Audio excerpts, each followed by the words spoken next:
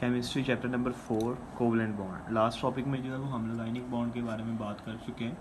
तो यहाँ पे हम लोग एक दूसरे बॉन्ड की बात करेंगे जिसका नाम जो है वो हमने चैप्टर नंबर 1 में भी 2 में भी पढ़ा था।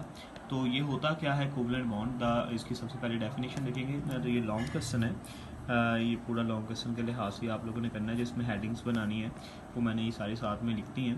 तो सबसे पहली हेडिंग आपने बनानी है जी डेफिनेशन की। डेफिनेशन में आपने ये बताना है the bond which is formed by the mutual sharing of electron is called covalent bond. एक ऐसा बॉन्ड कि जो कि दो एलिमेंट्स के दरमियान बनता है और दोनों एलिमेंट्स हैं वो अपना इलेक्ट्रॉन, ना तो कोई एलिमेंट जो है वो इलेक्ट्रॉन ट्रांसफ़र करता है और ना ही कोई एलिमेंट जो है वो इलेक्ट्रॉन को गेन करता है, बल्कि दोनों जो एलिमेंट्स हैं वो अपने अपने इलेक्ट्रॉन को दरमियान में ला के तो शेयर करवा लेते हैं। तो इस शेयरिंग के ज़रिए इन दोनों के दरमियान में एक म्यूचुअल अंडरस्टैंडिंग या electrostatic force of attraction create हो जाती है, जिसको जो है वो हम लोग कोवलेंट बॉन्ड का नाम देते हैं। कि जिस तरह से फॉर एग्जांपल ये मैंने एग्जांपल्स यहाँ पे लिखे हैं, कुछ इनमें से आपको समझा देता हूँ कि ये एक हाइड्रोजन है, ये दूसरा हाइड्रोजन है।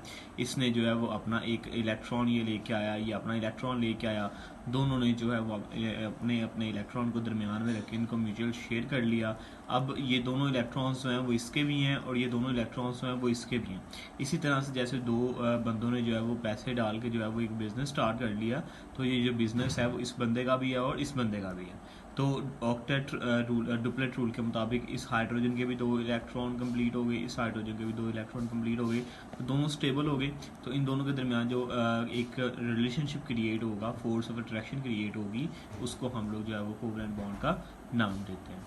तो एक्सप्लेनेशन में भी आपने यही चीज़ बतानी है कि जब दो एलिमेंट्स हैं वो अपना अपना इलेक्ट्रॉन पास लेके आते हैं, तो होता ये है कि ये जो प्रोटॉन्स हैं, ये वाला प्रोटॉन इन दोनों इलेक्ट्रॉन्स को अपनी तरफ खींचता है, इसी तरह से ये वाला प्रोटॉन इन दोनों इलेक्ट्रॉन्स को अपनी तरफ खींचता है। लेकिन ये दोनों इलेक्ट्रॉन्स पे चूंकि नेगेटिव चार्ज है, ये दोनों एक दूसरे को रिपेल करते हैं। तो जब ये दोनों इलेक्ट्रॉन्स पास आते हैं तो यहाँ पे फोर्स ऑफ अट्रैक्शन भी होती है, फोर्स ऑफ रिपल्शन भी होती है। क्योंकि ये भी क्वेश्चन हमारे माइंड में आ सकता है कि दोनों के ऊपर नेगेटिव चार्ज है तो दोनों एक दूसरे के पास कैसे रहेंगे। तो इस तरह से बेटा पास रहते हैं कि ये दोनों प्रोटॉन्स इन दोनों इलेक्ट्रॉन्स को खींचते हैं।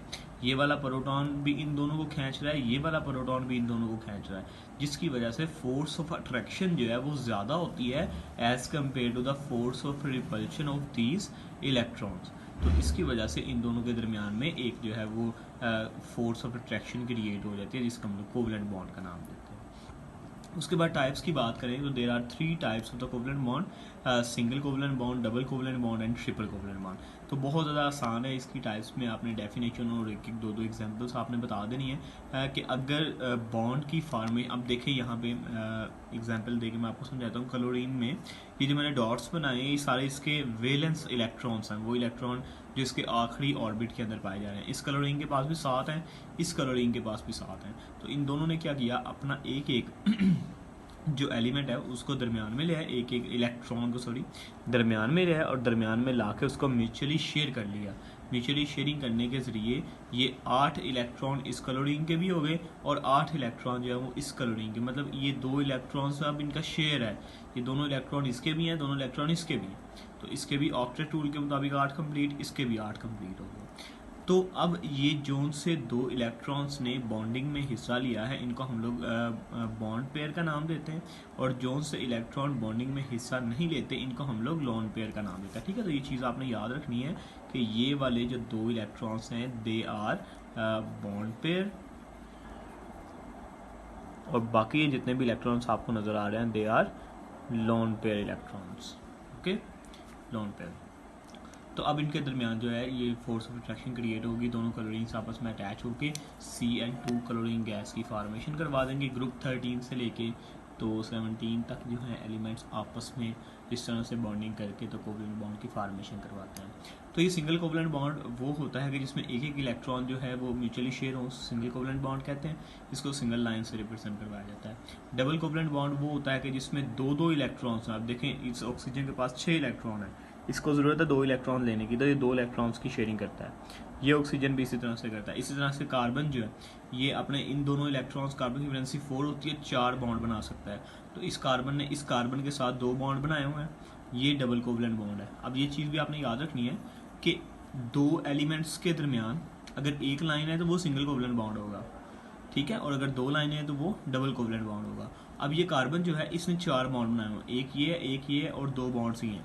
ये वाले जो 2 बॉन्ड्स हैं इनको हम लोग डबल कोवलेंट बॉन्ड कहते हैं। ये भी सिंगल है, ये भी सिंगल है, ये सिंगल कोवलेंट बॉन्ड है, ये भी सिंगल कोवलेंट बॉन्ड है। ठीक है, तो इसी तरह से ट्रिपल कोवलेंट बॉन्ड ये होता है कि अगर एक एलिमेंट जो है वो 3 इलेक्ट्रॉन्स को शेयर करे, 3 इलेक्ट्रॉन्स यहाँ से आ रहे हैं, 3 यहाँ से आ रहे हैं, तो एक बॉन्ड ये बन गया, एक ये बन गया और एक ये बन गया। तो इस तरह से इसको ट्रिपल लाइन से हम लोग रिप्रेजेंट करवाते हैं। इससे जो है वो हम लोग ट्रिपल कोवलेंट बॉन्ड का नाम देते हैं। तो ये पूरा लॉन्ग क्वेश्चन इसी तरह से आपने याद रखना है। क्या नाम है, हेडिंग्स बना के डेफिनेशन, एक्सप्लेनेशन एंड टाइप्स।